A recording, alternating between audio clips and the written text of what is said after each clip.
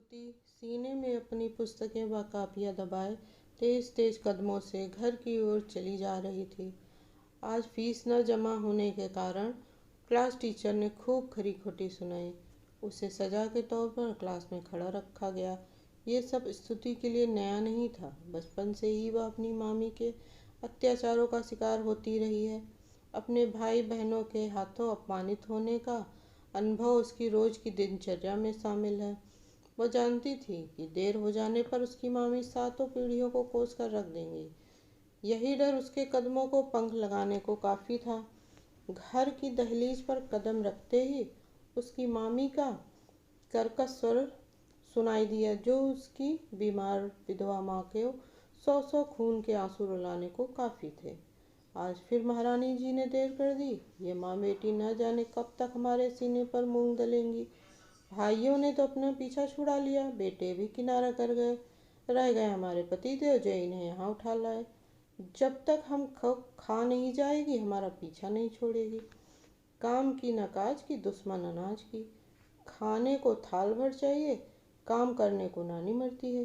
कितनी बार कह चुकी हूँ कि ये पढ़ाई लिखाई छोड़कर कुछ काम कर लो, मगर यूं अनसुनी कर देती है चुड़ैल। संध्या बकबक किए जा रही थी और अधिक सुनने की शक्ति स्तुति में नहीं थी। वह जानती थी कि माँ सिर झुकाकर आंसू बहाने के सिवा कुछ नहीं कर सकती। कमरे में प्रवेश करते ही मामी, जो कि थक कर चुप होने जा रही थी, फिर भड़क उठी, मानो अग्नि में घी पड़ गया हो। कहाँ थी इतनी देर? लगता है किसी यार से मिलकर आ रही हो, जो वक्त का ध्यान नहीं रहा। घर पर नौकरानी तो बैठी ही है जो तुम्हारी इस बीमार माँ की सेवा करती है। भगवान जाने इन लोगों से कब पीछा छूटेगा। क्यों न इसके बाप की जगह यह बाप माँ बेटी मर गई हो। हे भगवान, अब और सहन नहीं होता। किसी तरह इन मनहूसों से पीछा छुड़वाओ। 100 रुपये का प्रसाद चढ़ाऊंगी। फिर स्तुति की ओर मुड़कर देखा, जो मूक बनी धरती को अपने पैरों से कुचलती हुई आंसू बहा रही थी। अब खड़ी खड़ी ये घड़ियालू आंसू किसे दिखा रही है? यहाँ पर कोई ऐसा नहीं है जो तुझे इन नखरों का तमगा देगा। अंदर जाकर काम कर। अगर अपनी माँ को यहाँ रखना चाहती है, यहाँ मुफ्त का लंगर नहीं लगा, कहकर संध्या अपने कमरे में जाकर पलंग पर लेट गई। स्तुति ने माँ की ओर देखा, जो लेटी लेटी छत की ओर टकटकी बांधे देख रही थी। आंखों के कोरों से आंसू की धारा बहे जा रही थी। न होठों पर सिसकी, न ही हलचल। धीरे धीरे शेल्फ पर पुस्तकें रखकर माँ के पास गई। माँ, माँ। कोई उत्तर नहीं, न ही पुतलियों में हलचल। स्तुति धीरे से पान की चारपाई पर बैठ गई, जो संध्या ने दया कर उसकी बीमार माँ को दे दी। धीरे से अपने हथेलियों से माँ के आंसू पोंछे। हालांकि उसके खुद के आंसू थमने का नाम नहीं ले रहे थे। माँ, तुम यूँ रोओगी तो मुझे कौन सहारा देगा? तुम्हारे लिए ही मैं भी जी रही हूँ।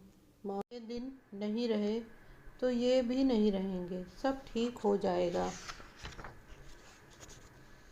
पुतलियों में हरकत हुई।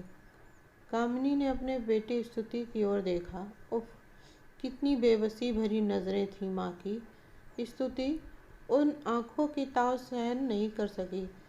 उसने माँ से आंखें चुराकर अपने आंसू पोंछ लिए। कैसे इन आँखों की बेबसी को दूर करे? अपनी बेटी के लिए कुछ न कर पाने की बेबसी, स्वयं को सब पर भार स्वरूप समझने की बेबसी। नहीं नहीं, वह अपनी माँ के लिए कुछ भी कर गुजरेगी। एक दृढ़ निश्चय, उसमें नया आत्मविश्वास भर गया। उठकर कपड़े बदले। स्कूल जाने को 2 जोड़ी कपड़े जो मामा मामी से छुपा कर लाए थे, घर पर एक मामी के पुराने कपड़े पहनकर अपने दिन व्यतीत कर रही थी। रसोई में जाकर देखा, बर्तनों का ढेर पड़ा था मांजने को। स्तुति जानती थी उसे तंग करने को मामी जानबूझकर ऊपर से साफ बर्तन उतारकर जूठे बर्तनों में मिला देती।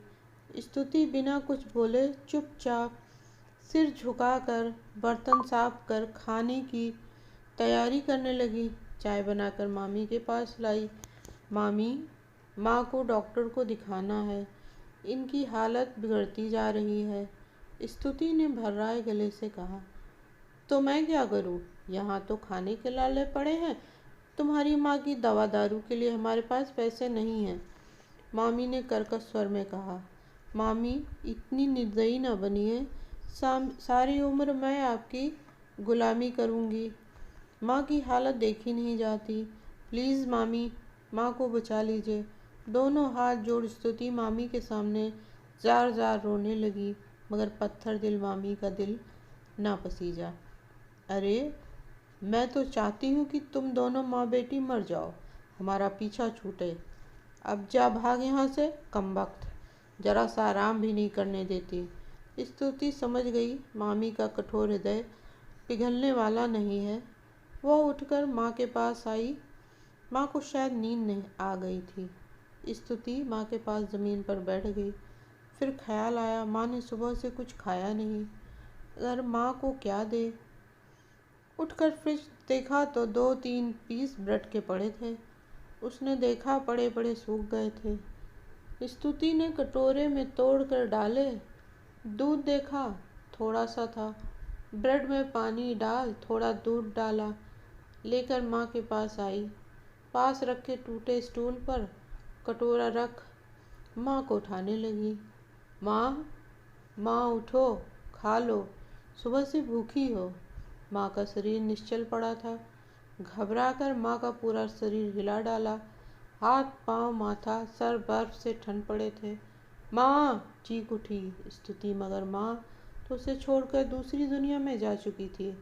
उसकी चीख सुन संध्या भागी भागी आई। अंदर का दृश्य देख पल भर को सन्न रह गई। स्तुति माँ के निर्जीव शरीर पर गिरकर बेहोश हो चुकी थी। मामा को खबर पहुंची बहन की मृत्यु का सुनकर मदन भागे भागे आए।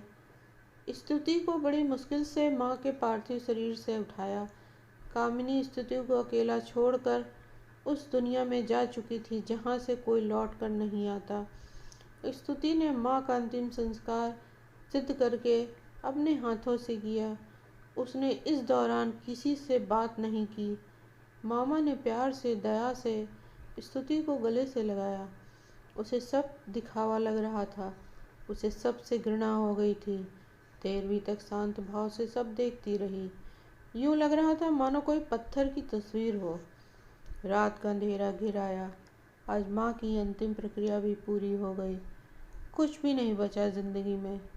अब यहाँ पर रहने का कोई औचित्य नहीं है। अब इस घर में रहना नहीं। मगर कहाँ जाएगी? मन से पूछा। कहीं भी, मगर यहाँ नहीं रहूँगी। अचानक स्तुति धीरे से दरवाज़ा खोलकर एक ओर चल दी। नहीं जानती थी ये डगर किधर जाती है। बस चलना है, रुकना नहीं है। वो चली जा रही थी, अनजान दिशा, अनजान रास्ता, अंतहीन दिशा।